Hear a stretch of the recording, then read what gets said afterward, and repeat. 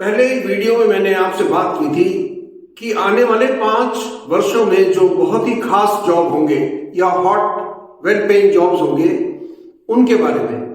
आज मैं उनमें से एक जॉब के बारे में आपसे बात करूंगा, वो है एनवायरमेंटल साइंटिस्ट।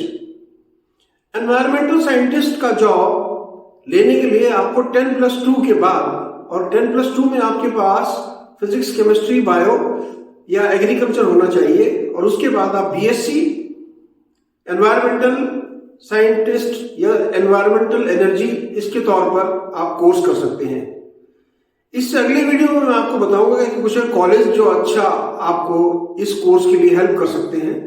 बीएससी करने के बाद आपको एमएससी करने की ऑप्शन रहती है और इवन आप पीएचडी तक भी कर सकते हैं। एक एनवायरमेंटल साइंटिस्ट जॉब जब शुरू करता है तो उसकी सैलरी तकरीबन 2.5 लाख से लेकर के 5 लाख के बीच में होती है, या इससे ज्यादा होती है डिपेंडिंग अपॉन दी कैलिबर या कैसी यूनिवर्सिटी या एनवायरमेंट से उसने पास आउट किया है। यहां पर सबसे हॉट जॉब्स जो आगे आने वाले 5 से 7 सालों में है, एनवायरमेंटल साइंटिस्ट का जॉब उनमें से एक है। इसकी जो ब्रांचेज हैं वो मैं आपको बतला देता हूं। एनवायरमेंटल साइंटिस्ट के लिए एनवायरमेंटल साइंस एक ब्रांच है, एटमॉस्फेयर साइंटिस्ट अलग ब्रांच है, एनवायरमेंटल केमिस्ट्री ये तीसरी ब्रांच है, फॉरेस्ट्री एंड एग्रीकल्चर साइंसेस ये एक और ब्रांच है, ओशियनोग्राफी एंड मेरीन इंजीनियरिंग या सर्विसेज ये अलग ब्रांच है, और जियो साइंस ये अलग ब्रांच है। तो ये तो इसकी ब्रांचेस हुई। अब हमें लगता है कि यदि मैं एनवायरमेंटल साइंटिस्ट बन भी गया तो मेरे पास जॉब ऑप्शन क्या होंगी, मुझे क्या करना होगा। आज की तारीख में बहुत से एनजीओज हैं जो कि एनवायरमेंटल साइंटिस्ट को जॉब देते हैं। काफी इंडस्ट्रीज हैं। गवर्नमेंट के नॉर्म्स के मुताबिक हमें एनवायरमेंटल प्रोटेक्शन के लिए कुछ एक स्पेशलाइज्ड ऑफिसर्स की जरूरत होती है, तो एनवायरमेंटल साइंटिस्ट यहां पर जॉब कर सकता है। कुछ एक जो जॉब पॉसिबल है उनके मैं आपको नाम गिनवा देता हूं। वो जॉब है, जैसे आप एनवायरमेंटल कंसल्टेंट बन सकते हैं किसी कंपनी में, किसी ऑर्गेनाइजेशन के अंदर, एनजीओ के अंदर या किसी फैक्ट्री के अंदर। इवन गवर्नमेंट जॉब में आप एनवायरमेंटल कंसल्टेंट के तौर पर काम कर सकते हैं। इसकी वैकेंसीज काफी निकलती रहती हैं।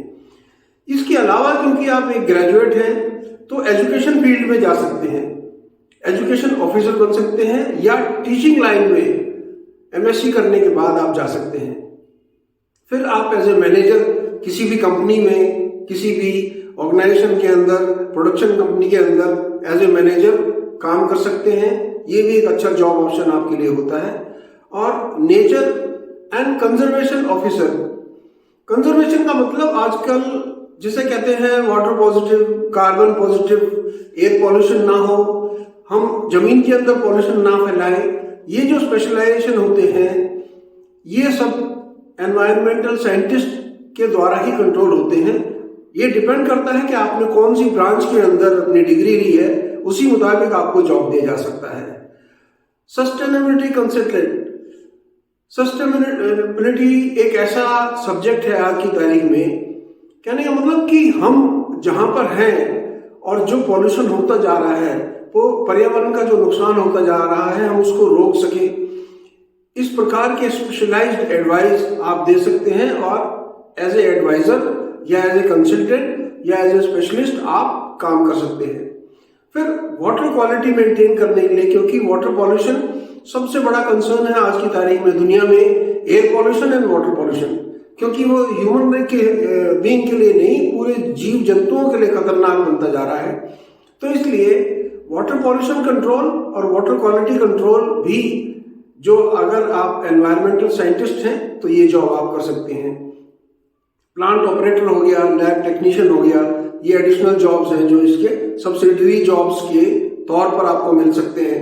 और एयर एमिशन कंट्रोल या एयर एमिशन टेस्टर जैसे हम कहते हैं, पॉल्यूशन कितना हो रहा है आपने देखा होगा, बड़ी बड़ी मिल जो चल रही हैं, फैक्ट्रियां चल रही हैं, उनकी जो चिमनियों से पॉल्यूशन निकलता है उसे कंट्रोल करने के लिए गवर्नमेंट ने ऑर्गेनाइजेशन बनाई है, पॉल्यूशन बोर्ड है गवर्नमेंट ऑफ इंडिया का, उसके अंदर आप काम कर सकते हैं।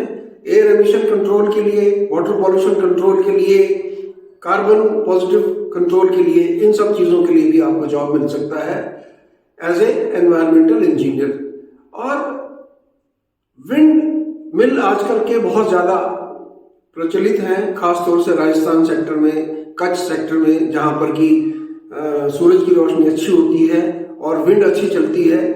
तो वहाँ पे आपको सोलर एनर्जी और विंड मिल एनर्जी दोनों के लिए आपको काम मिल सकता है। ये बहुत ही उभरता हुआ सेक्टर है और एक अच्छा जॉब ऑफर किसी भी यूथ के लिए बन सकता है। अब ये तो हुई आपकी क्या जॉब आपको मिल सकते हैं।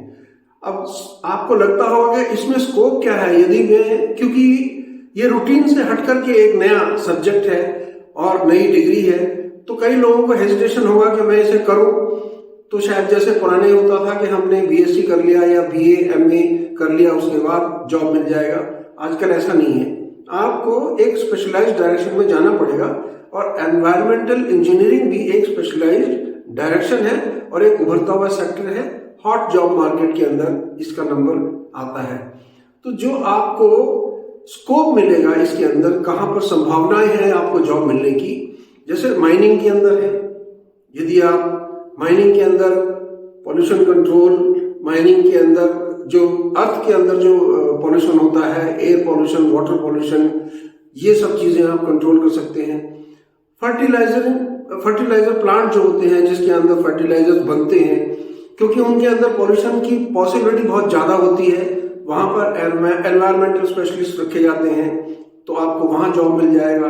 टेक्सटाइल इंडस्ट्री के अंदर जॉब मिलने के बड़े भारी चांस होते हैं, जैसे डाइंग वगैरह, कलरिंग, इनके अंदर आपको जॉब मिलने के बहुत अच्छे चांस होते हैं। फूड प्रोसेसिंग के अंदर जो कंटेमिनेशन है पानी का या खाने का, उसके अंदर भी एनवायरमेंटल इंजीनियर की जरूरत पड़ती है, क्योंकि वो स्पेशलाइज्ड है इस बात को बताने के लिए कि क्या कंटेमिनेशन या क्या नुकसान हो रहा है हमारे पानी में, खाने पीने की चीजों में। यहाँ भी जॉब ऑप्शन बहुत बनती है। और एक बड़ा कॉमन सा है विंड फार्म्स हमने जो लगाए हैं, उससे जो एनर्जी जनरेट होती है, तो वहां पर भी एनवायरमेंटल इंजीनियर्स को काफी जॉब मिल सकते हैं। तो ये तो बात हुई आपके स्कोप की। एनवायरमेंटल इंजीनियरिंग के कोर्सेज एक तो सभी आईआईटीज कराती हैं और काफी सारे कॉलेजेस हैं, यूनिवर्सिटीज हैं इंडिया में। ये मैं आपको अगले वीडियो में उनके सभी के नाम बताऊंगा और रैंकिंग वाइज किसका प्लेसमेंट अच्छा है, किसकी कितनी फीस है, इस बारे में सारी डिटेल दूंगा। तो इस एनवायरमेंटल इंजीनियरिंग के बारे में आपको एक इनपुट मैं और देना चाहता हूं। सबको लगता है कि हमारे यहाँ शायद हमारे देश में एनवायरमेंटल कंसर्न बहुत नई चीज है, हालांकि नई चीज नहीं है। सबसे पहले जो एनवायरमेंटल कंसल्टेंट या एनवायरमेंट रेवोल्यूशनिस्ट हमारे देश में हुए हैं वो है श्री सुंदरलाल बहुगुणा। उन्होंने, ये उत्तराखंड के थे, टिहरी जोन के, और उन्होंने जब फॉरेस्ट काट करके लोगों ने डेवलपमेंट शुरू किया तो पेड़ काटने के खिलाफ इन्होंने आवाज उठाई थी। सबसे पहला आंदोलन इन्होंने किया था, वो चिपको आंदोलन के नाम से मशहूर हुआ था। चिपको आंदोलन इसलिए कहते थे क्योंकि लोगों ने, जब लोग पेड़ काटने लगे तो लोकल लोगों ने आकर के पेड़ से चिपक गए और उन्होंने बोला कि हम पेड़ों को नहीं काटने देंगे, इससे हमारा एनवायरनमेंट, हमारा जो पर्यावरण है वो डिस्ट्रॉय हो जाएगा। देखिए उनकी सोच इतनी बड़ी थी आज से 20-30 साल पहले। तो सुंदरलाल बहुगुणा हिंदुस्तान के पायनियर माने जा सकते हैं एनवायरमेंटल कंसल्टेंसी के लिए। इसीलिए मैं बड़ा स्ट्रांगली ये रिकमेंड करता हूं कि रूटीन के अलावा भी हमारे जो यूथ हैं और जो एस्पायर कर रहे हैं 10+2 के बाद मैं क्या करूं, अभी कुछ फॉर्म्स निकलेंगे एंट्रेंस एग्जाम के या एडमिशन के लिए, तो आप ध्यान रखिए और हो सकता है कि आपको एनवायरमेंटल इंजीनियरिंग आपको एक उज्जवल भविष्य और सुंदर लाइफस्टाइल दे सके। यही मैं इस वीडियो में आपसे बात करना चाहता था। मेरे चैनल पर यदि नए हैं तो चैनल को सब्सक्राइब, वीडियो को लाइक शेयर करना ना भूलें, बेल आइकॉन जरूर दबा दें ताकि अगला नोटिफिकेशन आपको समय पर मिल जाए। Take care, god bless.